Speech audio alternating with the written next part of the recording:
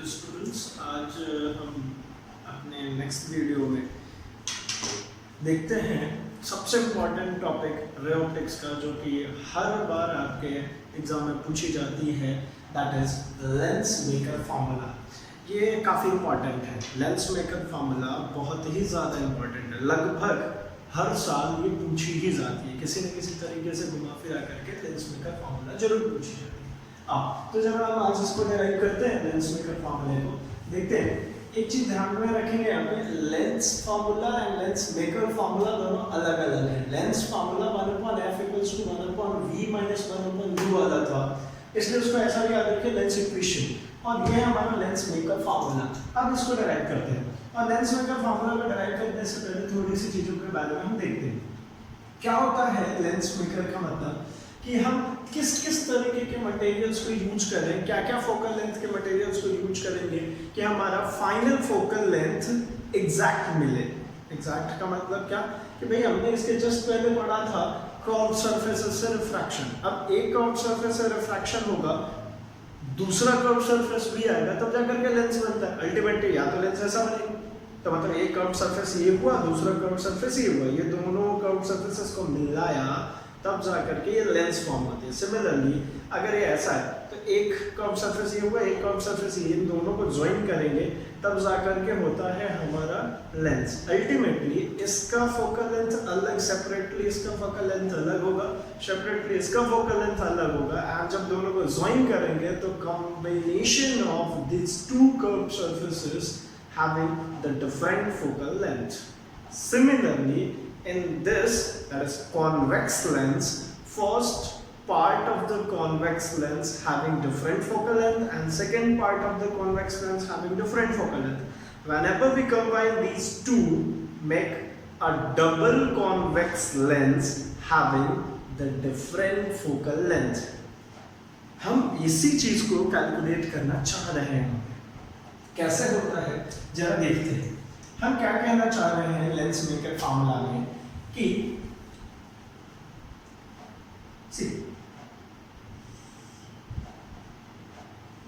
First half of the lens is this. Now here is a point object. यहां से अगर एक light beam जाती है तो इसका काम है कन्वर्स करना, ये कन्वर्स कर देगी। सपोज यहां कहीं पर इसने कन्वर्स, बट जब कभी इसके पास में ही दूसरा कॉन्वेक्स लेंस भी लगा दी जाए, name this CD and this AB, तो इसमें क्या होगा देखिए। अभी ये ऑब्जेक्ट और ये हमारी बनी थी इमेज, लेकिन ये फाइनल इमेज नहीं थी, तो इसको आइडिया से नेम कर देते हैं। जब ये सेकंड पार्ट CD को यहाँ पर ज्वाइन करते हैं तो ये क्या काम करेगा, इसको जो पहले यहाँ से मूव हो गई थी, ये अभी इसको ये दिस इज द फाइनल। मतलब फर्स्ट हाफ में जो भी काम किया दूसरे को करेंगे तो और ज्यादा कन्वर्ज कर देगा, ये हमारे परफेक्टली बनेगा। अब दोनों के लिए, क्योंकि ये एक स्फीयर का पार्ट है, तो इसकी कोई ना कोई, मतलब ये स्फीयर ऐसा गोल सा बनेगा तो इसकी एक रेडियस होगी, तो मैं यहाँ कहीं पर मान देता हूँ सेंटर, और इसकी ये हो गई रेडियस R1, इसको C1। उसी तरीके से इधर कहीं पे भी इसके लिए होगा CD वाले सरफेस के लिए, तो इसकी रेडियस को सपोज R2, R1 हो गया हमारा AB के लिए और R2 हो गया CD। अब हम शुरू करते हैं, जरा देखते हैं। इधर साइड में भी एयर है, यहाँ पर भी एयर है, और ये ग्लास है जिस ग्लास का रिफ्रैक्टिव इंडेक्स म्यू है। तो आप लेट करके जो स्टेटमेंट लिखते हैं वो लिखेंगे बकायदा। हम तो सीधा डेरिवेशन क्वेश्चन पे आते हैं और हम देखते हैं कि क्या करना है। तो देखिए, रिफ्रैक्शन बाय सरफेस AB, जो हमारा AB वाला सरफेस है, इससे क्या रिफ्रैक्शन होगा। तो AB वाले सरफेस से जब रिफ्रैक्शन होगा तो रिफ्रैक्शन थ्रू कर्व सरफेस हमने पढ़ा हुआ है, मैं यहाँ पर लिख देता हूँ आपके लिए, रिफ्रैक्शन बाय कर्व सरफेस। क्या पढ़ा था हमने? Mu upon v minus 1 upon u is equals to 1 upon r mu minus 1। जहां पर एक चीज और सिखा देता हूं मैं यहीं बहुत ही छोटे में, जहां पे आपको बुक में देखेंगे तो ऐसे 3-4 डेरिवेशन है, तो वहां पे क्या डेरिवेशन में चेंज है, वो डेरिवेशन में चेंज कैसे करता है देखिए। ये म्यू का मतलब, मान ये जो म्यू है ये म्यू 2 रखता हूं, ये 1 जो है ये हमारा म्यू 1। कारण क्या था कि हमने जो इसके लिए डिराइव किया था वहां पर म्यू 1 एयर था और म्यू 2 जो था वो क्या था, ग्लास। तो हमने एयर की वैल्यू सीधे रख ली थी ताकि डेरिवेशन सिंपल बने, फाइन।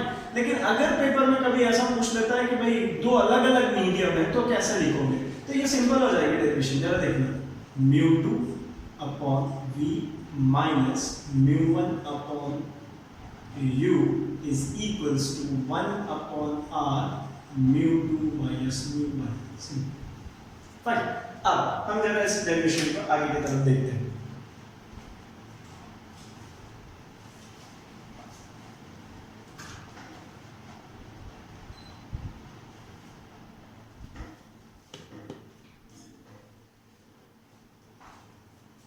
चलिए तो हम देखते हैं इसमें आगे क्या होगा। जैसे ही हम रिफ्रैक्शन बाय सरफेस AB की बात करेंगे तो लिखना शुरू कीजिए ना। यहाँ पर इसकी वैल्यू कितनी है, म्यू, और एयर की वैल्यू कितनी होगी रिफ्रैक्टिव इंडेक्स की, 1। तो लिखें, चल बताना जरा यहाँ पे क्या होगा भाई। तो mu upon v minus 1 upon u equals to 1 upon r mu minus 1। अब जरा समझते हैं हम फटाफट। ये AB वाले के लिए r कौन था, r1, तो AB के लिए r1 ना। म्यू तो एक ही हमारे पास, उसमें फर्क नहीं पड़ता क्योंकि म्यू 1 को 1 रखा हुआ है, तो चिंता नहीं करें। दूसरा, ये जो यहां से यहां तक की इमेज की डिस्टेंस है I डैश वाली, तो क्या मैं इसको v डैश कह लूं, और ये जो इमेज है, जो फाइनल इमेज बनी है, इसको हम v कहते हैं। यहाँ पर बहुत ही इंपॉर्टेंट एक चीज समझना है। अभी तो ये देखिए mu upon v minus 1 upon u, तो ये v नहीं है, ये पहले वाले के लिए क्या इमेज बन रहा है, v डैश। यहाँ पे हमने मार्क करी v डैश। फिर से सुनते हैं, जब ये CD सरफेस ना हो, सिर्फ और सिर्फ कौन सा सरफेस हो, AB, तब यहाँ से अगर कोई ऑब्जेक्ट से एक लाइट बीम आती है तो वो फाइनल अपनी इमेज जो बनाएगी वो I डैश पे बनाएगी। उस समय जो इमेज की डिस्टेंस होगी वो v डैश होगी, इसलिए लिखा है ये फर्स्ट केस के। इसको इक्वेशन में फर्स्ट दे देते हैं। अब आ जाते हैं दूसरी तरफ, क्या लिखें अब, रिफ्रैक्शन बाय CD। दूसरा वाला जो सरफेस है उससे रिफ्रैक्शन क्या होगा, तो जरा देखना। अभी ग्लास से एयर में आ रहा है, ये जो है पहला वो है ग्लास, और आगे इधर है एयर। पहले क्या था, एयर से ज्यादा था किधर, ग्लास। तो जब ग्लास से एयर में आएगा तो आपको पता है प्रिंसिपल ऑफ रिवर्सिबिलिटी से कि म्यू जो है वो 1 अपॉन म्यू हो जाएगा। तो मतलब यहाँ पे कैसा लिख लूं, 1 अपॉन म्यू। क्यों, क्योंकि यहाँ पे मैं लिख देता हूं, from glass to air, and glass to air के लिए आपको पता है a mu g is equals to 1 upon g mu a। इसी चीज को यूज करना है पे, तो क्या लिख लूंगा मैं, 1 अपॉन म्यू अपॉन, अब जो इमेज है वो कौन है भाई, फाइनल जो इमेज है वो कौन है, v minus 1 upon u।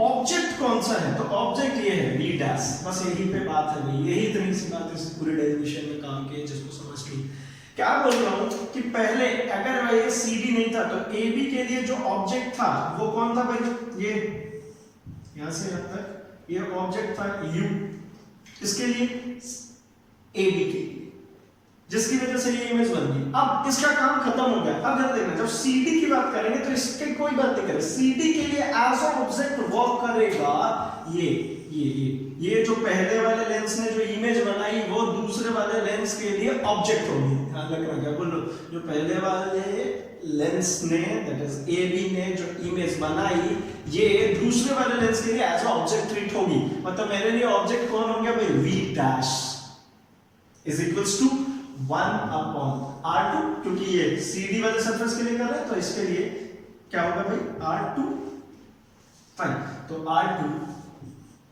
1 upon mu, ये जो म्यू था वो कितना हो जाएगा 1 अपॉन म्यू माइनस 1।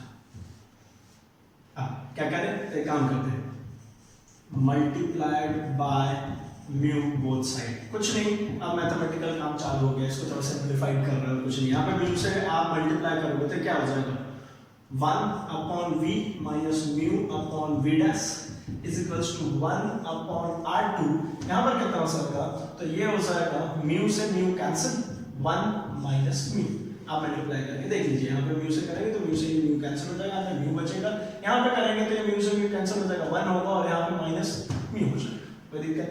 अब हो गया इक्वेशन नंबर सेकंड, कुछ नहीं करना, इक्वेशन फर्स्ट और इक्वेशन सेकंड को साइड बाय जोड़ दो, adding equation first and second side wise कर, चलो उठाओ, mu upon v dash minus 1 upon u plus इसको 1 upon v minus mu upon v dash is equals to इसको 1 upon r1 mu minus 1 plus 1 upon r2 1 minus mu.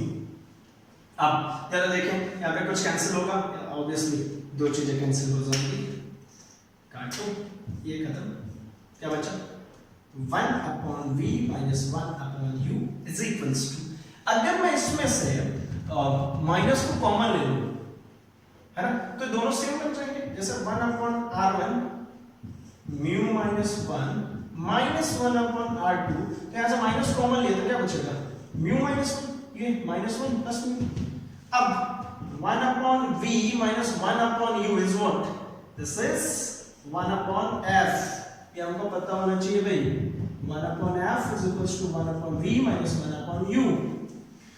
अब ये क्या हो गया, दोनों में से म्यू माइनस 1 को कॉमन कर लो, तो mu minus 1 r1 minus 1 upon r2, this is the lens maker formula, ये बहुत ज्यादा इंपॉर्टेंट है, और देखो कितना छोटा सा है, बहुत ही छोटा सा है, मेन मुद्दा ही है इसमें पूछने का, पता है, सिर्फ ये वाला, ये थी हमारी ट्विस्टिंग पॉइंट, ये हमारी ट्विस्टिंग पॉइंट है, ये यहाँ पर ये जो चेंज करना है यही हमारी ट्विस्टिंग पॉइंट है, बाकी ये तो कुछ नहीं, ये तो हमको घर से ही याद करके जाएंगे ना, ये वाला फॉर्मूला तो ये तो हमको पहले से ही याद है, बस इतनी सी ट्विस्टिंग पॉइंट थी, ठीक है, इसको पॉज करें, नोट डाउन करें, अगले डेरिवेशंस आगे देखते हैं।